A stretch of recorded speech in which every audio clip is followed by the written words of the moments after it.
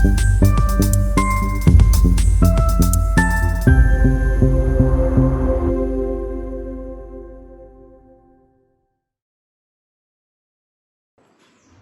buenos días, bienvenidos a la sala de universidades de esta 25ª Feria del Libro Internacional 2023, dedicada a Janet Miller y como país invitado Israel. En este momento para mí es de mucho placer presentar la ponencia que nos corresponde en representación de la Pontificia Universidad Católica Madre y Maestra. La ponencia, La Estética Interior, está a cargo de Carmen Pérez Valerio, poeta, ensayista, educadora y editora. Tiene una especialidad en formación diplomática y su aplicación pública y privada por la Universidad AP.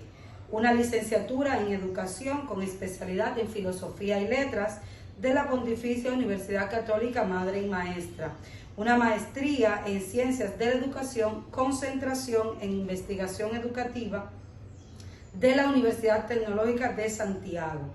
Su formación académica superior también incluye estudios de posgrado en cultura afro-iberoamericana cursados por la Universidad Católica de Santo Domingo, juntamente con la Universidad Alcalá de Henares en España. En el haber bibliográfico de Carmen Pérez Valerio encontramos los siguientes títulos: Rumor cotidiano, Canto a la muerte enamorada, Paisaje de luz, Homenaje de Leo Núñez, Medio siglo de excelencia y desarrollo. El interiorismo como fuente de experiencia estética, el coloquio internacional, El Caribe que nos une, entre otras publicaciones. Recibamos en esta ocasión con mucho orgullo a Carmen Pérez Valerio. Estética Interior, por Carmen Pérez Valerio. Para abordar este tema, quiero enfocar de manera individual ambos términos, estética e interior, a fin de llegar a un concepto que permita una mayor aproximación a lo que entiendo por estética interior. El sentido de lo estético está presente en todos los seres humanos, puesto que toda persona tiene la capacidad de establecer una relación peculiar con una realidad específica, natural o producida por el hombre, que suscita una experiencia estética con base en la realidad y la historia en las que surge y se desarrolla. De ahí que, de una manera u otra, todos vivimos experiencias estéticas, ya sea como contemplador ingenuo o culto, espontáneo o reflexivo, artista o crítico, historiador o estudioso. En sentido general, podemos hablar de experiencias estéticas que surgen como producto de la relación contemplativa, sensible, valorativa, empática o afectiva del ser humano con la naturaleza, del contacto y conocimiento de las realizaciones humanas como arte o patrimonio universal, de vivencias cotidianas, personal o social, y del mundo interior que apela al sujeto. Por consiguiente, tenemos la facultad de aproximarnos de manera sensible a un aspecto específico de la naturaleza, como la contemplación de un atardecer, a un objeto o producciones del pasado, como una escultura de Miguel Ángel, por ejemplo, a una situación experimentada en el presente, como puede ser una realidad de la cotidianidad o de la conciencia que activa nuestro sentido interior hacia realidades ontológicas. Se trata, como expresa Adolfo Sánchez Vázquez en su libro Invitación a la Estética, cito, de un modo específico de apropiación de la realidad, vinculado con otros modos de apropiación humana del mundo y con las condiciones históricas, sociales y culturales en que se da, la experiencia estética o un saber sensible. La palabra estética viene del griego aesthesis, que significa sensación, percepción sensible. Podemos encontrar reflexiones estéticas en la antigüedad griega, desde los filósofos presocráticos del siglo VI a.C. Sin embargo, la estética como rama del saber o disciplina filosófica surge a mediados del siglo XVIII, con la teoría estética del alemán Alexander Bugaren, quien entendía por estética un saber sensible o conocimiento diferente, no como un conocimiento fundamentado en lo real en cuanto a lo empírico, histórico y social. La estética, desde su nacimiento con Bugaren y Kant, con su estética trascendental, se ha considerado como una rama de la filosofía, objeto de reflexión de grandes filósofos como Platón, Aristóteles, Hume, Schiller, Kant, Hegel, entre muchos otros. Cabe recordar que la génesis de la relación estética de los seres humanos con su realidad circundante y con su propio mundo interior, junto con el surgimiento de una conciencia protoestética, hunde sus raíces en las sociedades más primitivas de las que tenemos conciencia. El predominio del carácter filosófico en las reflexiones que surgen del pensamiento estético a través de la historia centra su atención en los fenómenos estéticos o artísticos como manifestaciones de un principio supremo, que puede ser metafísico, ontológico, antropológico. Esto es, la idea, el ser, Dios, el hombre o la conciencia humana, lo que contribuye a definir una visión del mundo y del hombre como parte integral de su conjunto. De este modo, por ejemplo, nos encontramos con la estética neotomista de Jacques Maritain, quien al definir el arte como una virtud creadora y lo bello como esplendor de la forma o de todos los trascendentales reunidos, traslada sus propios principios filosóficos básicos al ámbito de lo sensible. Asimismo, al ver la belleza en la poesía como su correlato necesario, se inclina hacia un principio metafísico de lo bello.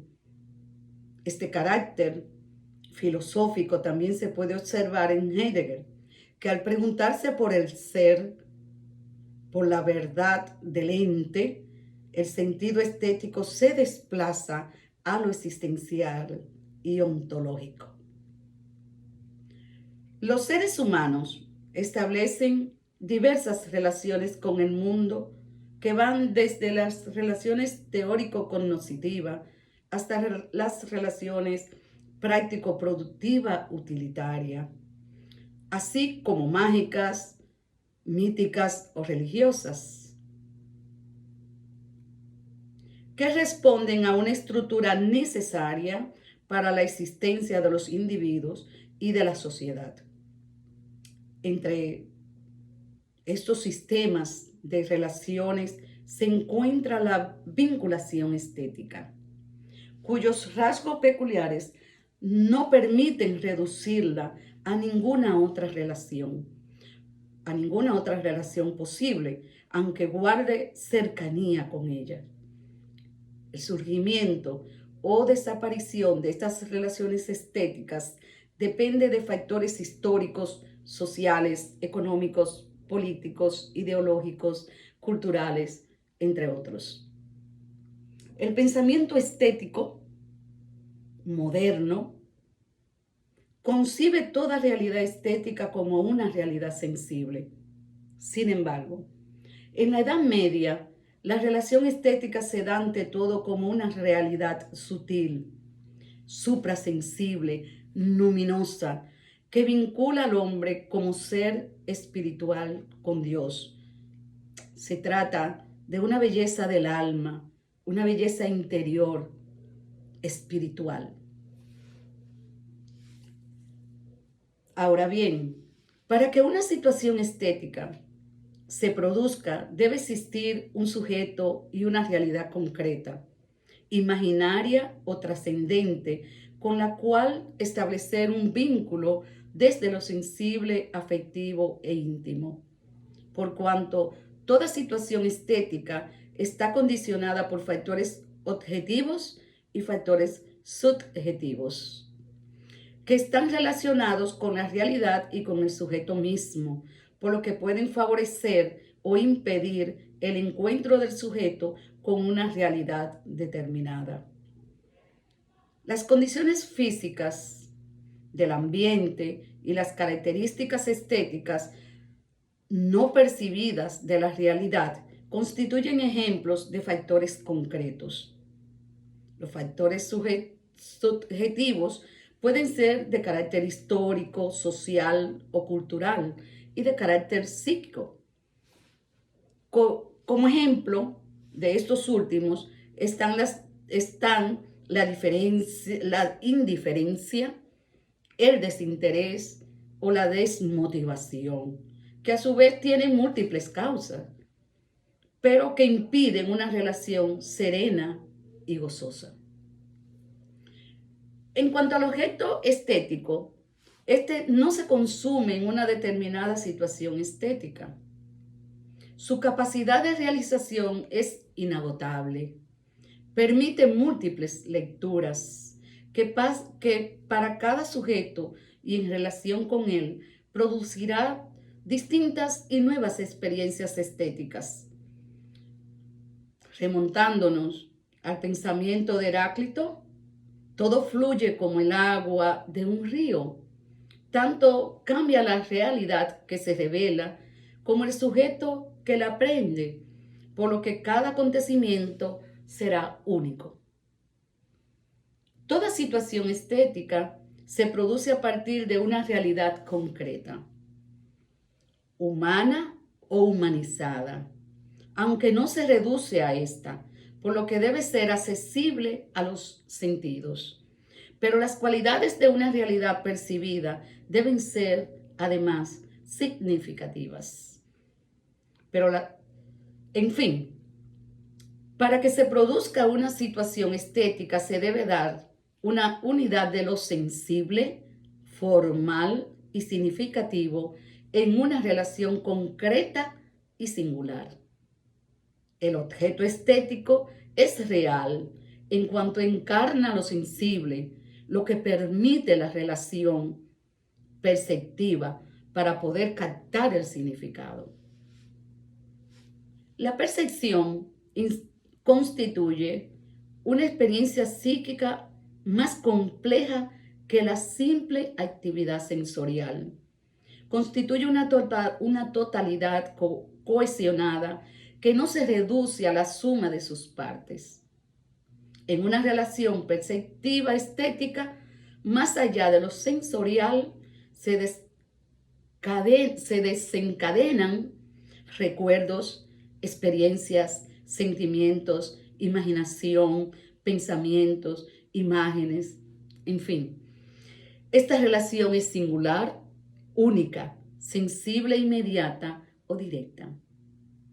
Ahora bien, en el proceso perceptivo, un sujeto podría mantener cierta distancia psíquica con la realidad percibida o diluirse en ella mediante una relación empática capaz de suscitar una situación estética en la conciencia de carácter interior o trascendente.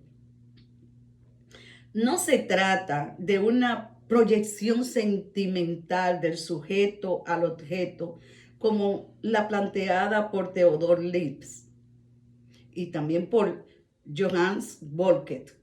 Lo que tiende a reducir la contemplación estética a una autocontemplación del sujeto, que lo aleja de una situación estética efectiva debido a la anulación del objeto contemplado. De lo que se trata es de establecer una relación estética singular en la cual tanto la realidad concreta como el sujeto que contempla o percibe dejan de ser lo que eran antes de la experiencia para dar paso a la creación de una nueva realidad unificadora de ambos. La situación estética resultante de esta relación, al encarnar en otra realidad más plena, queda desvinculada del contexto objeto-sujeto, puesto que lo trasciende. En estas primeras palabras sobre el tema tratado, hemos intentado aproximarnos a la estética como modo particular de producir y entender el arte o la belleza. Pero ahora bien, ¿qué es lo que entendemos por interior? Y sobre todo, en su modo de relacionarse con la estética.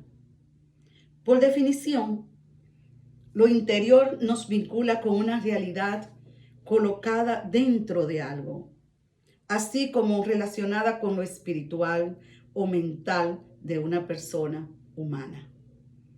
En los seres humanos convergen ambos mundos, el objetivo concreto y el espiritual o trascendente. En esa realidad conjugada que es el ser humano, están las verdades que le dan dirección a su vida y sentido a su existencia, así como la capacidad de establecer relaciones sensoriales y espirituales que le permiten conocerse a sí mismo y desde su yo interior testimoniar las diferentes manifestaciones de la existencia y de su propio ser.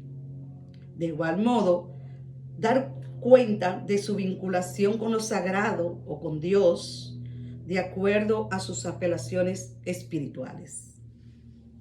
El sentido espiritual se hace posible a través de esa realidad interior y profunda del ser que colma la vida humana de sentido.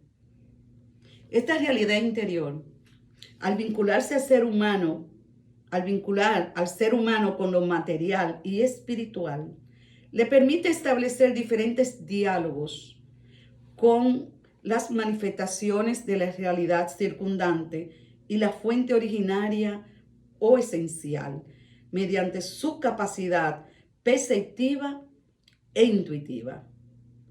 El sentido interior constituye una dimensión de la vida humana que hace presente las expresiones y realizaciones del espíritu, acorde a como Hegel lo definió. Cito: el espíritu es la sustancia y la esencia universal, igual a sí misma y permanente, en inconmovible e irreductible fundamento y punto de partida del obrar de todos, y su fin y su meta, como el en sí pensado de toda autoconciencia.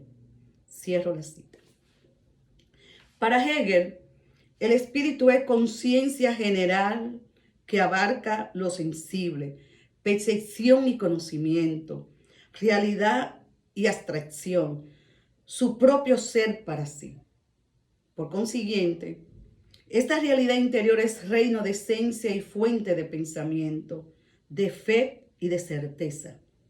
Desde la individualidad, todos los seres humanos gozan de la gracia de poder establecer relaciones significativas con la esencia espiritual que anima todas las cosas.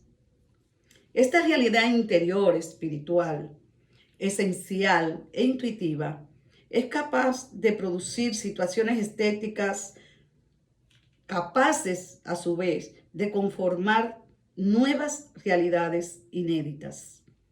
Estas pueden ir más allá de creaciones estéticas, de orientaciones reales e imaginativas, para dar paso a creaciones trascendentes, metafísicas o místicas, que den cuenta de lo sublime, luminoso o sutil que puede desencadenarse en la conciencia. En estas situaciones estéticas, la intuición es fundamental para que la relación del sujeto con lo espiritual o esencial conforme una única y plena realidad estética.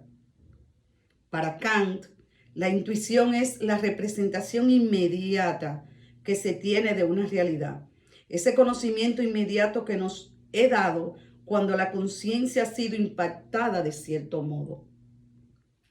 Otro factor a tomar en cuenta es la sensibilidad, en función de su capacidad receptiva para captar aquello que entra en relación con el sujeto. Las imágenes que penetran a la conciencia o se develan o revelan del mundo espiritual. Por consiguiente, toda realidad con la que nos relacionamos de manera estética o no, nos son dadas mediante la sensibilidad y la intuición.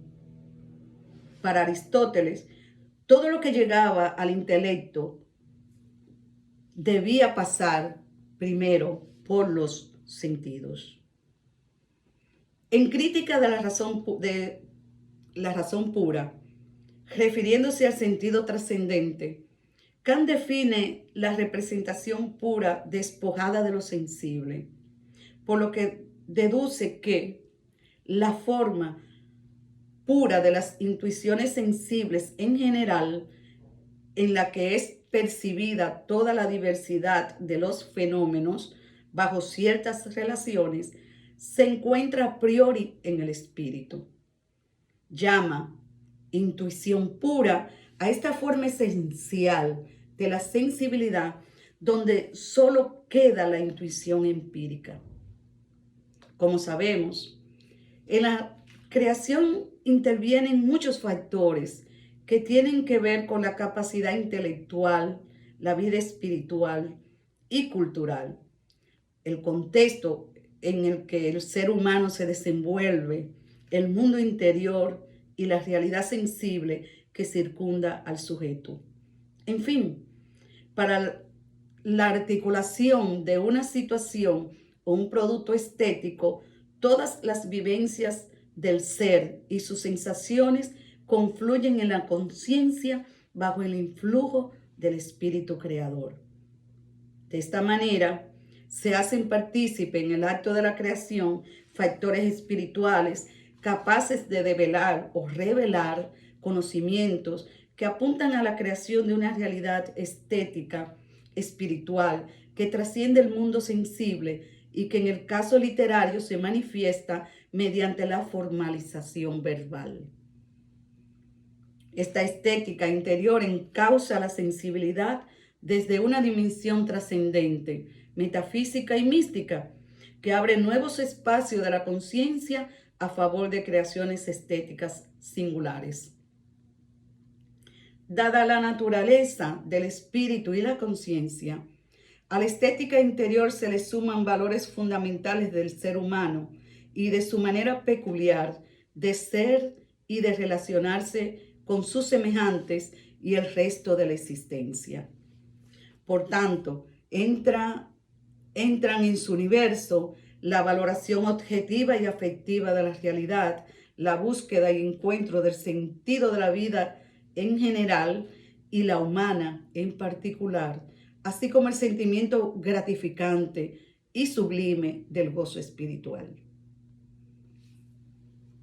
Hasta aquí he tratado de establecer una aproximación a lo que entiendo por estética interior y que en el ámbito literario se hace presente en poetas y escritores de todos los tiempos, como Santa Teresa de Jesús y San Juan de la Cruz en la tradición mística cristiana, quienes establecen diálogos de amor anhelado con Dios.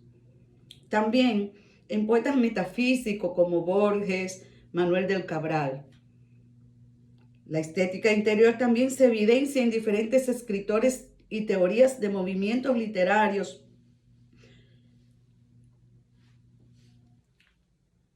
de diferentes épocas.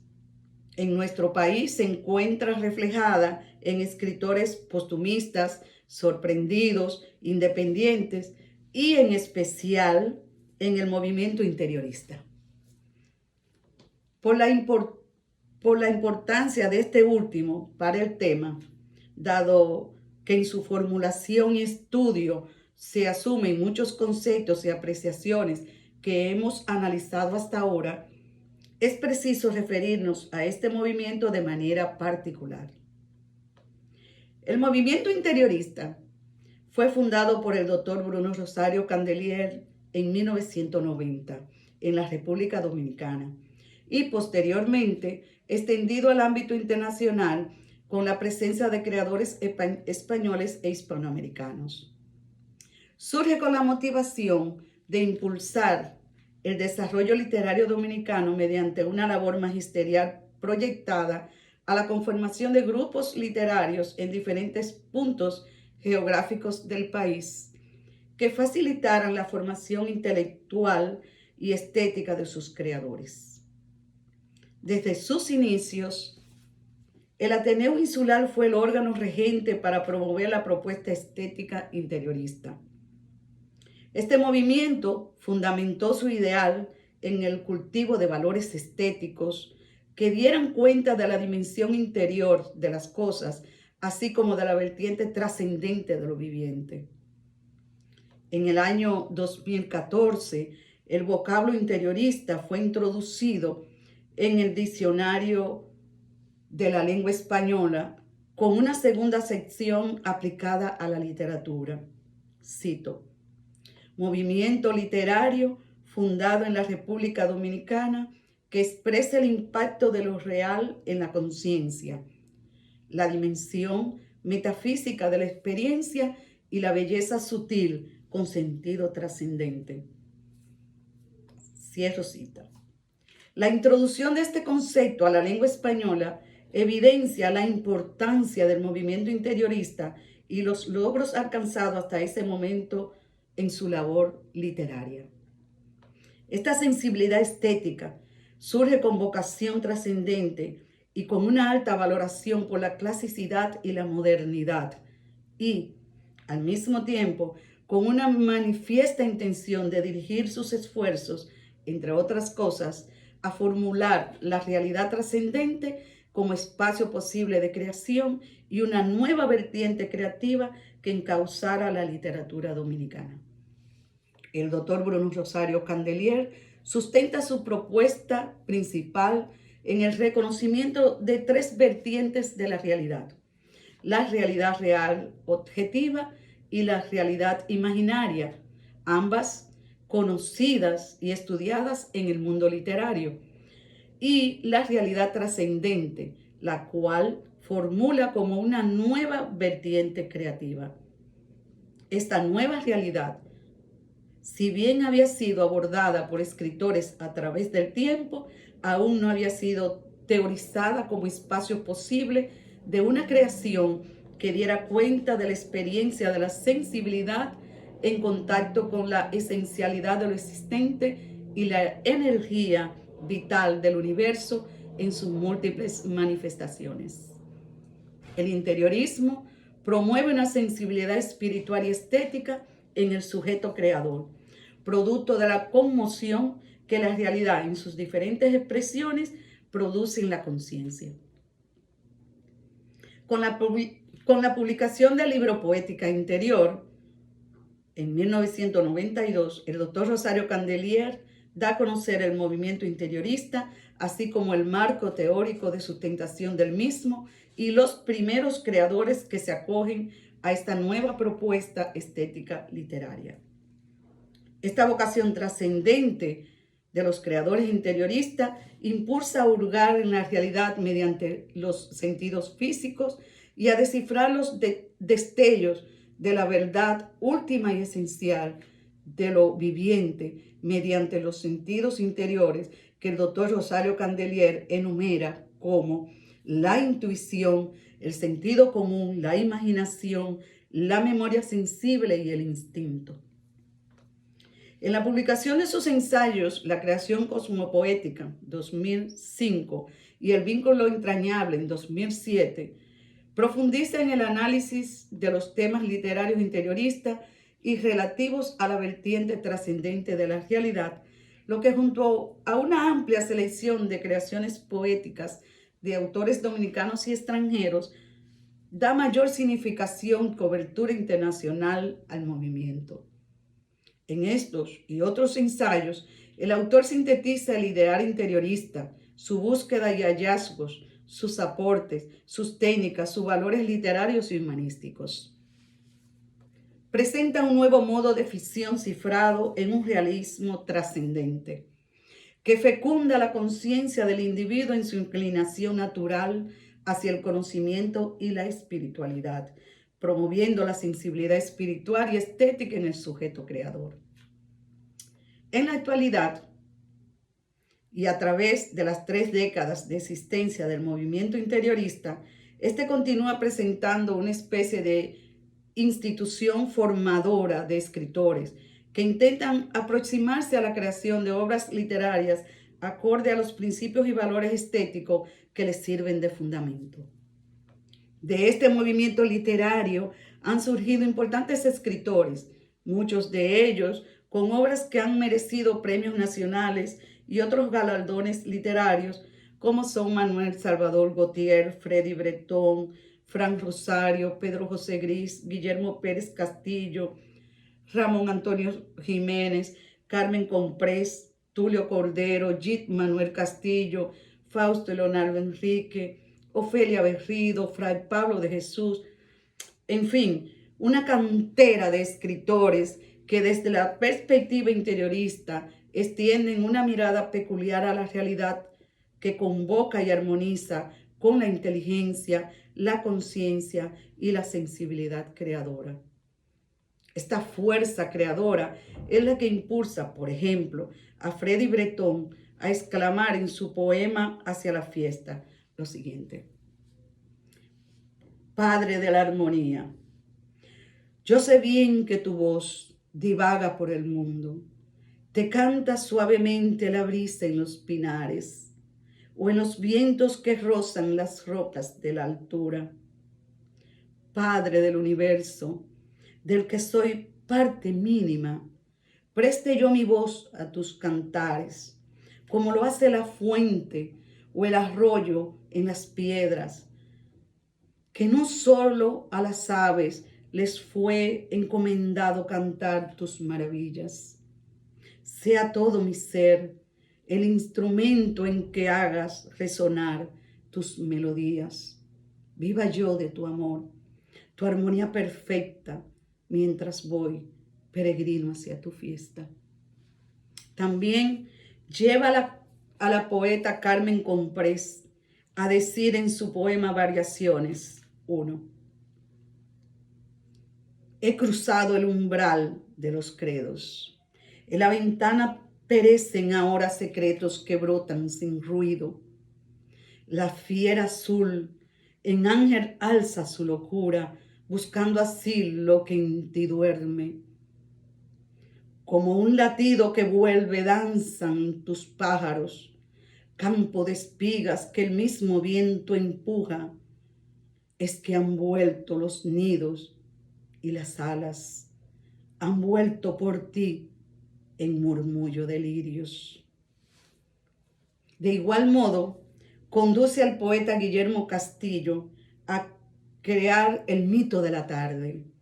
A mi modo de ver, uno de los poemas más emblemáticos de la literatura dominicana de los últimos tiempos, y del cual les comparto el siguiente fragmento. Un vaho blanquecino entre árboles dormidos y un leve sol desparramado me entrañan. El mito de la tarde aún existe. Algo hay de mí en sus verdores apagados, en sus manchas solitarias, en ese gris transido en rostros. Pretendo la soledad, pero todo me asiste. Solo entre ramas y azahares hay una multitud insólita. Ahora todo mi ser, todo mi universo es fronda, silabario ancestral, brumas desdibujadas y pausas. Y retengo entre mis manos la tarde abrevada pero cierta, llena de mariposas sombrías, cocuyos fugaces y un tropel de alas en el sueño, en las lindes de mis ángeles. Tarde que es espejo, un pasadizo por donde huyo a encontrarme con mis dioses. A modo de conclusión, y sobre todo en estos momentos en que la ciencia y la tecnología nos desafían a transitar senderos inéditos, quiero resaltar la importancia de producir y consumir las realidades estéticas en sus diferentes expresiones o manifestaciones, ya sea un paisaje, una pintura, una pieza musical, un poema, un libro, en fin, de lo que se trata de establecer relaciones significativas y sensibles con la realidad exterior e interior del ser, que favorezcan conocimientos y experiencias capaces de potenciar el espíritu humano.